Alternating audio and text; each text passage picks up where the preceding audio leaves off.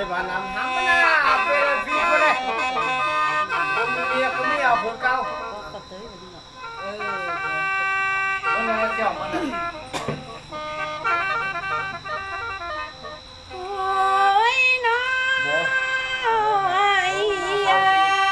ร้อยเลยนะสาวร้อยเลย จะเจอหน่อยไอ้แม่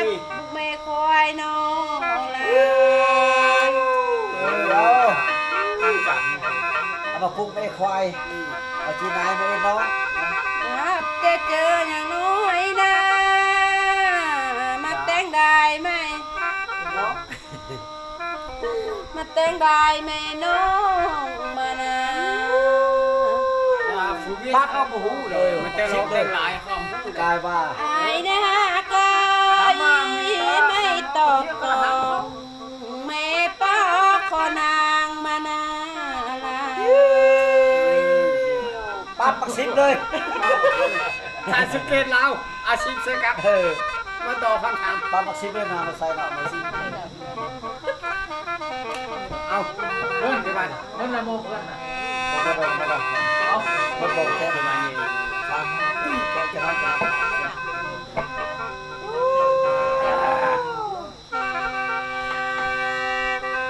โอ้ยน้อยเอ้ยจากเอ้ยมาฝากแม่เงินแดงนอเลย แฟงเอ้ยมาแต่งได้แม่เงินน้อยนอลาน้อ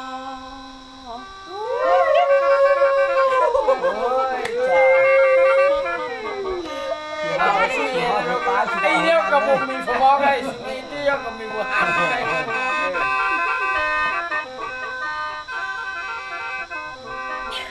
ไอ้เชือกกี้นี่เป้าแข้งกี่จังมาโม่ยอดเลยยอด ตาน้อยยาวลงได้ เรื่องคำเกินไอ้นี่เราหลับจันเราคนมีเงินแล้วก็เข้าเล่นม้วน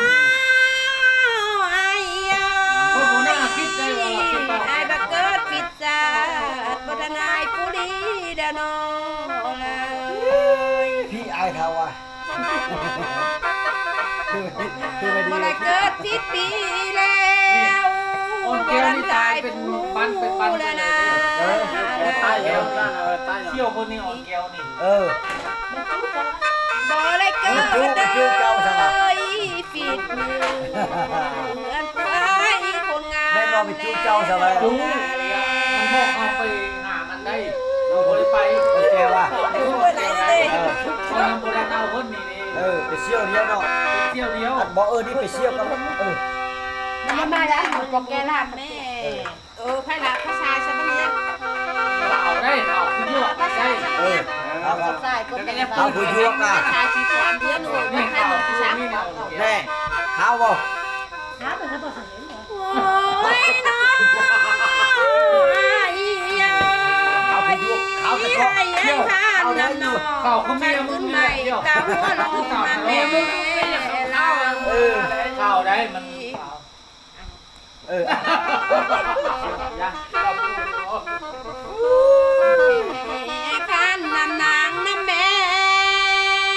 นางบ่มีโมงตาหัวลงบ่ไรนั่นแหละ มีป้าเขาแล้วมีป้าเขาแล้วมือป้าเขาแล้วมือจะยู่แล้ว เออ โอ้ บุญไปบุญไปยาวมาเพื่อน โอ้ยน้อง อย่างน้อยก็ดี ไปยุ่งในคุกแต่ยังดี ไหม เข้าเดี๋ยวมีอะไรไม่บอกกันเรา ไอ้บ่ไม่ยาวน้องปุกมอนเด้อลา ว้าวไม่เต็มกระตับ ไอ้บ่ก่อนเด้อยาวนางมาปุก พนักงานทำงาน2,800,000ไปยุ่งในคุกกัน เออ แม่ไอ้บ่ฟอมยาวน้องเมื่อสั่งนะแม่ลา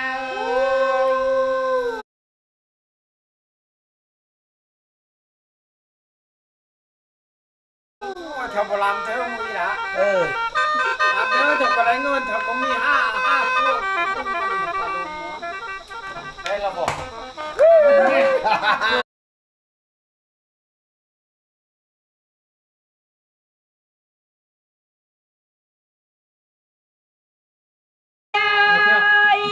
นาแต่คอยกินยา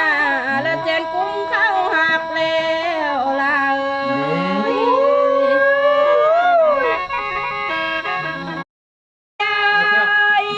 นาแต่คอยกินยา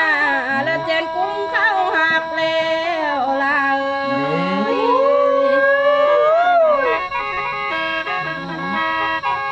เจนเดินมาแล้วนะเจนสิป้องก็บ่ได้นะแล้วล่ะ โอ้ยที นางยังไม่กอดให้ต้นไอ้การมีเมียแล้วนะนะ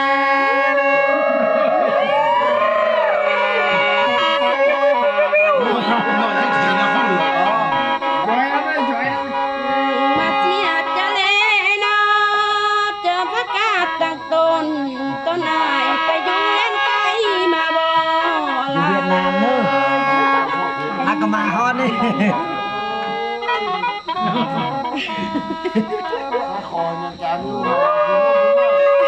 อายุเวียดนามฮักก็มาฮอดนี่เลย ไอ้บ้านมึงอย่าบ้า พระทบาลไม่หมดที่เราเล่นอ่ะน้อยนี่เลยครอบเชื่อเลยเนี่ยเห็นมึงตายจริงนะมึงเบียดควันเลย ไอ้น้องไม่ยินนำตกตา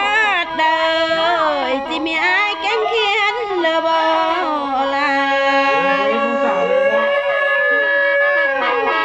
เขาต้องมา2,000โมงสาวมึงอ่ะ